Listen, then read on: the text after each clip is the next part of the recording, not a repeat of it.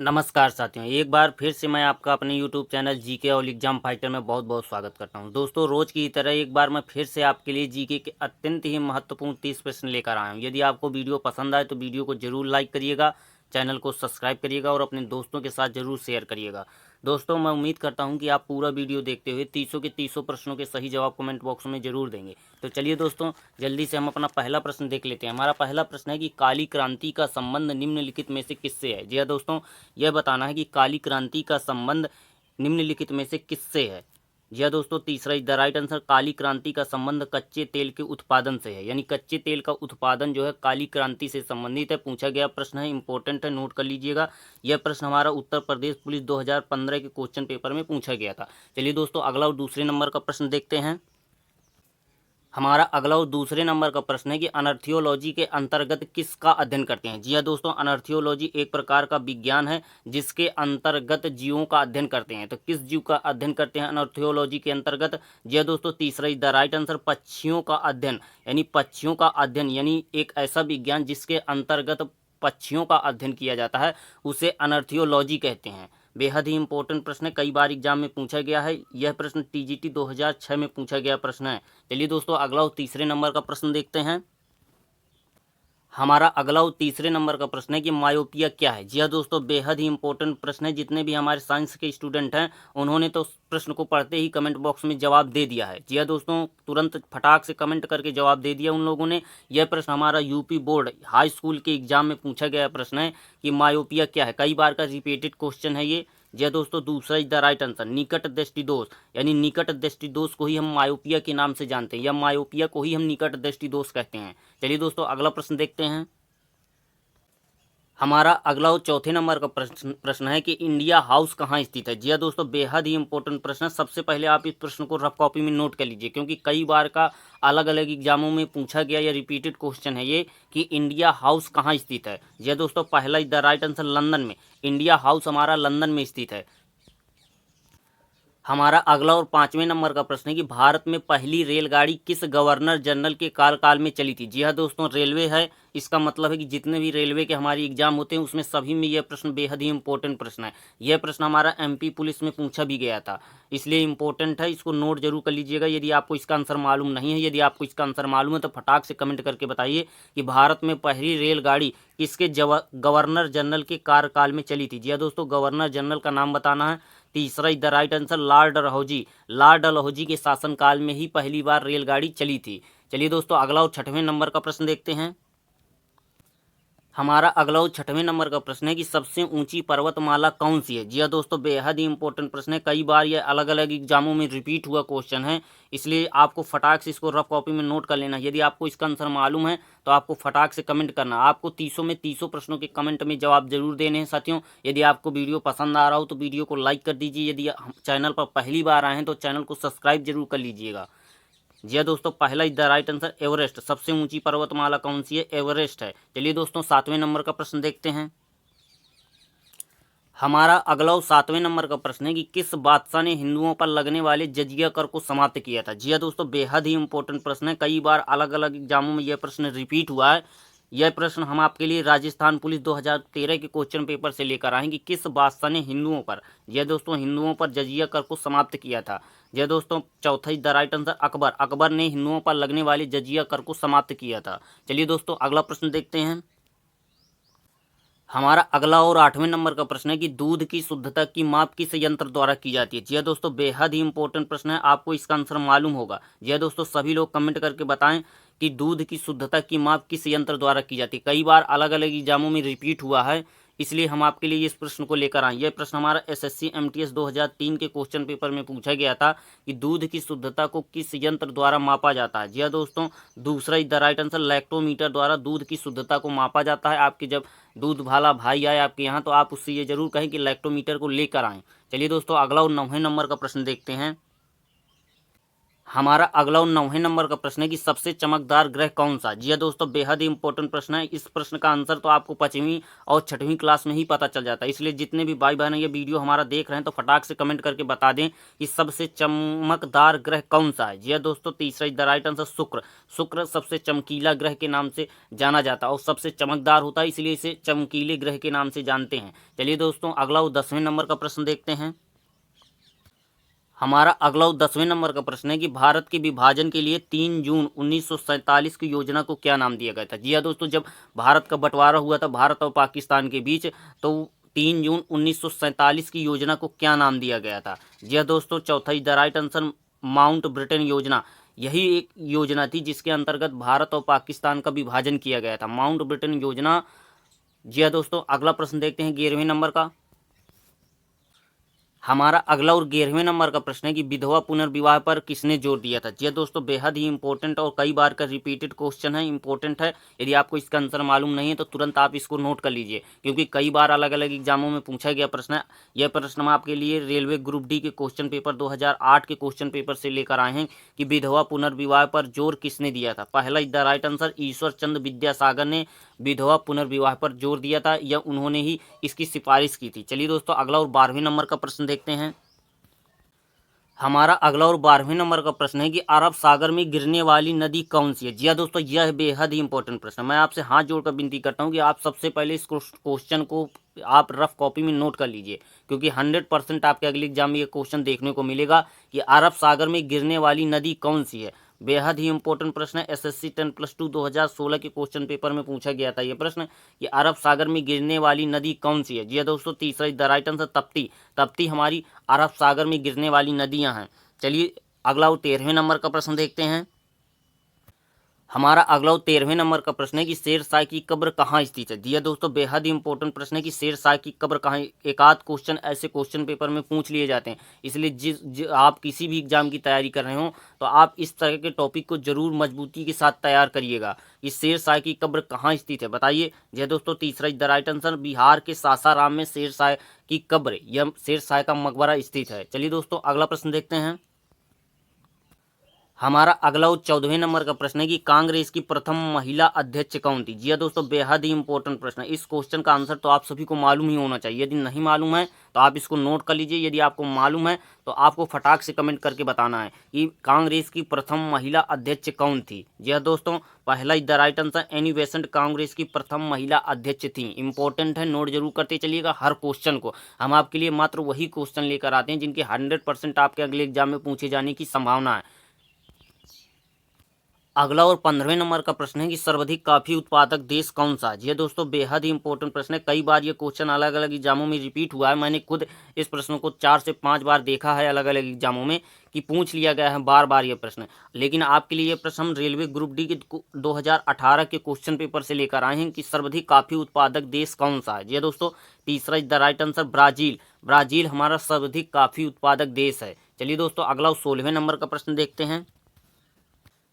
हमारा अगला और 16वें नंबर का प्रश्न है कि घासीराम कोतवाल पुस्तक के लेखक कौन है। जी हाँ, आपको यह मालूम ही होगा कि हर एग्जाम में 1 या 2 क्वेश्चन आपको 100% ऐसे देखने को ही मिलते हैं, तो आप इसको तुरंत नोट कर लीजिए। हो सकता है आप जिस एग्जाम में बैठने वाले हैं उसमें यह क्वेश्चन आपको देखने को मिल जाए और यह प्रश्न आपके लिए रामबाण साबित हो जाए। बताइए कि घासीराम कोतवाल पुस्तक के लेखक कौन है। जी हाँ दोस्तों, तीसरा द राइट आंसर विजय तेंदुलकर। विजय तेंदुलकर घासीराम कोतवाल पुस्तक के लेखक हैं। इंपॉर्टेंट है, हर एग्जाम में ऐसे क्वेश्चन पूछे जाते हैं, आपको नोट जरूर करना है हर क्वेश्चन को। यदि आपको वीडियो पसंद आ रहा हो तो वीडियो को लाइक कर दीजिए। यदि आपको लगे कि नहीं यार वीडियो हमारे काम का है, अगले एग्जाम की तैयारी के लिए सहायक है, तो चैनल को जरूर सब्सक्राइब करिएगा और अपने दोस्तों के साथ जरूर शेयर करिएगा। हमारा अगला और 17वें नंबर का प्रश्न है कि प्लासी का युद्ध कब हुआ था। जी हाँ दोस्तों, आपको इसका आंसर 100% मालूम होगा, इसलिए बिना देर किए सभी लोग इसका कमेंट में जवाब दें कि प्लासी का युद्ध कब हुआ था। जी हाँ दोस्तों, पहला द राइट आंसर 1757 में प्लासी का युद्ध हुआ था। चलिए दोस्तों, अगला और 18वें नंबर का प्रश्न देखते हैं। हमारा 18वां प्रश्न है कि कोरियान पुरस्कार दिया जाता है। जी हाँ दोस्तों, बेहद ही इंपॉर्टेंट प्रश्न है। आपको मालूम ही होगा कि कई बार क्वेश्चन पेपर में ऐसे 100% क्वेश्चन पूछे जाते हैं कि कोरियान पुरस्कार दिया जाता है। जी हाँ दोस्तों, चौथा is the right answer, dairy उत्पादन के क्षेत्र में, डेयरी उत्पादन के क्षेत्र में जो विशेष योगदान देते हैं उन्हें कोरियान पुरस्कार के जो है पुरस्कार से नवाजा जाता है। आपको ये कमेंट बॉक्स में जवाब देना है कि कृषि के क्षेत्र में कौन सा पुरस्कार दिया जाता है। आप फटाक से कमेंट करके बताएं यदि आपको इसका क्वेश्चन का आंसर मालूम है कि कृषि के क्षेत्र में कौन सा पुरस्कार दिया जाता है। कोरियान पुरस्कार तो डेयरी उत्पादन के क्षेत्र में विशेष योगदान के लिए दिया ही जाता है। जी हाँ दोस्तों, हमारा 19वें नंबर का प्रश्न है। हमारा 19वें नंबर का प्रश्न है कि गरीबी हटाओ का नारा किस पंचवर्षीय योजना के अंतर्गत दिया गया था। जी हाँ दोस्तों, बेहद ही इंपॉर्टेंट प्रश्न है लेकिन पुराना प्रश्न है। आज से 10 साल पहले इस प्रश्न की बेहद ही इंपॉर्टेंट महत्वता थी। कई बार एग्जामों में रिपीट हुआ था यह क्वेश्चन, इसलिए हमने सोचा कि आपके लिए इस प्रश्न को रखना चाहिए। हो सकता है जब प्रश्न पुराने हो जाते हैं तो कभी कभी पूछ लिए जाते हैं। यह प्रश्न हमारा एसएससी जीडी 2009 में पूछा गया था, वहां से हम आपके लिए लेकर आए हैं कि गरीबी हटाओ का नारा किस पंचवर्षीय योजना के अंतर्गत दिया गया था।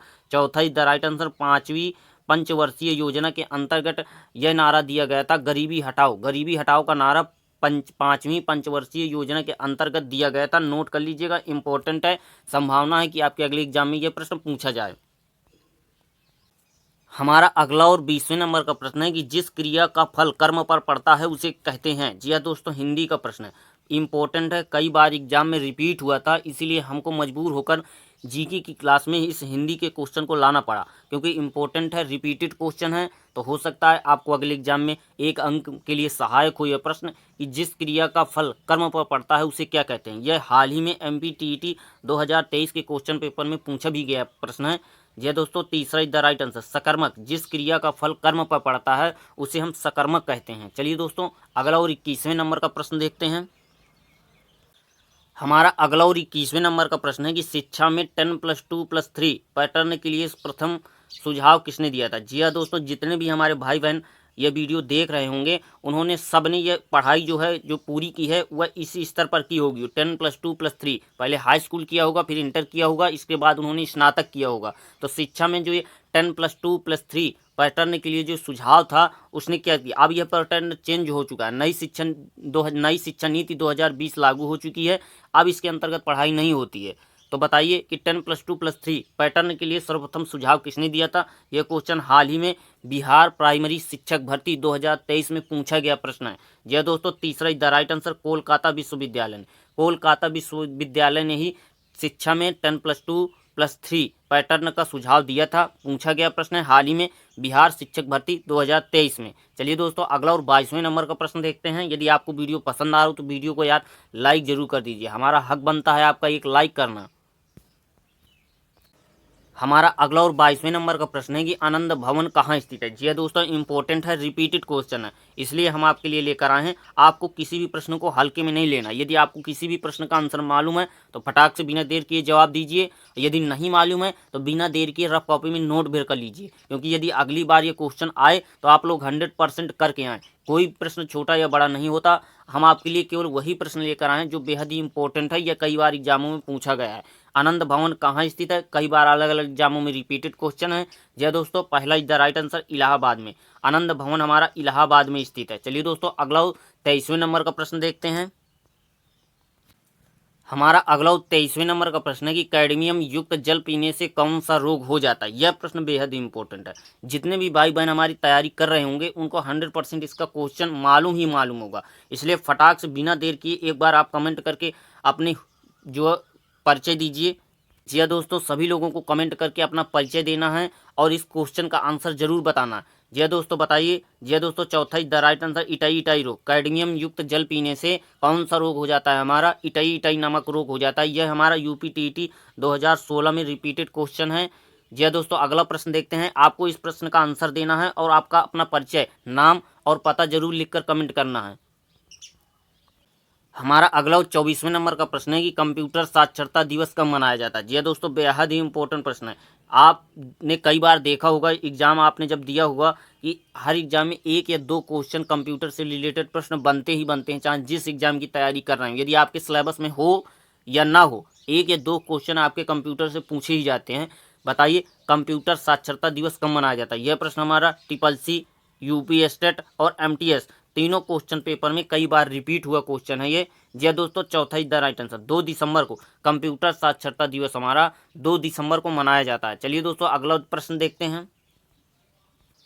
हमारा अगला और 25वें नंबर का प्रश्न है कि भारत में एकल नागरिकता प्रावधान किस देश के संविधान से लिया गया। ये दोस्तों बेहद ही इंपॉर्टेंट प्रश्न है, संविधान से रिलेटेड प्रश्न है। आप जानते ही होंगे कि हर एग्जाम में जो संविधान टॉपिक होता है उससे 2-3 क्वेश्चन बनते ही बनते हैं। हो सकता है आपके अगले एग्जाम में यही प्रश्न बने और आप सभी गोला लगा के जब आप आएंगे तो देखेंगे कि आप सभी दोस्तों से 1 या 2 नंबर आप ज़्यादा लेकर आएँ। तो बताइए कि भारत में एकल नागरिकता प्रावधान किस देश के संविधान से ली गई है। जी हाँ दोस्तों, चौथा the right answer Britain. Britain से ही भारत में एकल नागरिकता प्रावधान का नियम जो है हमारे संविधान में लिया गया। यह प्रश्न हमारा आरपीएफ 2018 के क्वेश्चन पेपर में पूछा गया प्रश्न है। चलिए दोस्तों अगला 26वें नंबर का प्रश्न देखते हैं। हमारा अगला 26वें नंबर का प्रश्न है कि प्रतिवर्ती क्रिया किसके द्वारा नियंत्रित होती है। जी दोस्तों, जितने भी हमारे साइंस के भाई बहन होंगे उन्होंने तो इसका आंसर फटाक से कमेंट कर दिया। जी दोस्तों, सभी लोगों ने फटाक से कमेंट कर दिया जितने भी साइंस के स्टूडेंट थे। बताइए, यह प्रश्न हमारा एमपी टीजीटी में पूछा गया, 2023 में पूछा गया प्रश्न है कि मस्तिष्क व प्रतिवर्ती क्रिया किसके द्वारा नियंत्रित होती है। जी हाँ दोस्तों, तीसरा इज द राइट आंसर मेरुदंड द्वारा। प्रतिवर्ती क्रिया जो होती है वह हमारी मेरुदंड द्वारा नियंत्रित होती है। चलिए दोस्तों अगला उस 27वें नंबर का प्रश्न देखते हैं। यदि आपको वीडियो पसंद आ रहा हो तो 1 लाइक तो कर दीजिए, कम से कम 1 लाइक तो हमारे लिए मेहनत के लिए बनता ही बनता है। यदि आपको लगे कि नहीं यार यह वीडियो हमारी एग्जाम के लिए इंपॉर्टेंट है तो चैनल को आपने सब्सक्राइब करना ही करना है। हमारा अगला और 27वें नंबर का प्रश्न है कि विद्युत प्रवाह का मूल मात्रक है। यह दोस्तों इंपॉर्टेंट है, कई बार रिपीट हुआ है यह क्वेश्चन अलग अलग एग्जामों में। यह प्रश्न हमारा यूपी पुलिस 2018 के क्वेश्चन पेपर में पूछा गया था, तो इसलिए हमने सोचा कि आपके लिए ये प्रश्न रखना ही चाहिए कि विद्युत प्रवाह का मूल मात्रक है। बताइए। यह दोस्तों तीसरा is the right answer ampere. Ampere विद्युत प्रवाह का मूल मात्रक है। हमारा अगला और 28वें नंबर का प्रश्न है कि 7 पर्वतों के शहर का देश किसे कहा जाता है। जी दोस्तों इंपॉर्टेंट है, कई बार रिपीट हुआ है। बताइए कि 7 पर्वतों के शहर का देश किसे कहा जाता है। पहला इज द राइट आंसर रोम। 7 पर्वतों का शहर रोम को कहा जाता है। चलिए दोस्तों अगला और 29वें नंबर का प्रश्न देखते हैं। हमारा अगला और 29वें नंबर का प्रश्न है कि मसालों का बगीचा किसे कहा जाता है। जी दोस्तों बेहद ही इंपॉर्टेंट प्रश्न है। ये मानिए कि आप जितने भी अपने स्टेट लेवल की एग्जाम की तैयारी करने वाले जितने भी स्टूडेंट हैं उनको यह क्वेश्चन बेहद ही इंपॉर्टेंट है कि मसालों का बगीचा क्यों कहा जाता है। जी दोस्तों बेहद ही रिपीटेड क्वेश्चन है, कई बार पूछा भी गया है कि मसालों को बगीचा किसे कहा जाता है। बताइए। जी दोस्तों पहला is the right answer Kerala. मसालों का बगीचा जी दोस्तों का है को नहीं है, गलत प्रिंट हुआ, इसके लिए हम आपसे माफ़ी चाहते हैं। बताइए कि मसालों का बगीचा किसे कहा जाता है। केरल को ही मसालों का बगीचा कहा जाता है क्योंकि वहाँ पर अत्यधिक मात्रा में मसालों का, जैसे मिर्च है, हल्दी है, इन सब का उत्पादन अत्यधिक मात्रा में किया जाता है। यहाँ तक कि देश में जो मसाले आते हैं वह केरल से ही खरीदे जाते हैं। चलिए दोस्तों अगला 30वें नंबर का प्रश्न है। हमारा अंतिम प्रश्न है कि भारत की सबसे लंबी नदी कौन सी है। यह इंपॉर्टेंट प्रश्न है, कई बार एग्जाम में रिपीटेड हुआ है। यह प्रश्न हमारा एसएससी सीजीएल में, यह दोस्तों एसएससी सीजीएल में और यूपी एसआई में पूछा गया प्रश्न है। एसआई के एग्जाम में भी यह प्रश्न पूछा गया था कि भारत की सबसे लंबी नदी कौन सी है। यह दोस्तों पहला is the right answer Brahmaputra नदी। ब्रह्मपुत्र नदी भारत की सबसे लंबी नदी है। नमस्कार साथियों, आज का हमारा वीडियो यहीं पर समाप्त होता है। यदि आपको ये वीडियो लगा हो कि नहीं, यदि हमारे काम का वीडियो हो तो आप इस चैनल को जरूर सब्सक्राइब करिएगा और हमारी मेहनत के लिए कम से कम वीडियो को लाइक जरूर कर दीजिएगा। नमस्कार साथियों, जीके ऑल एग्जाम फाइटर को जरूर याद रखिएगा।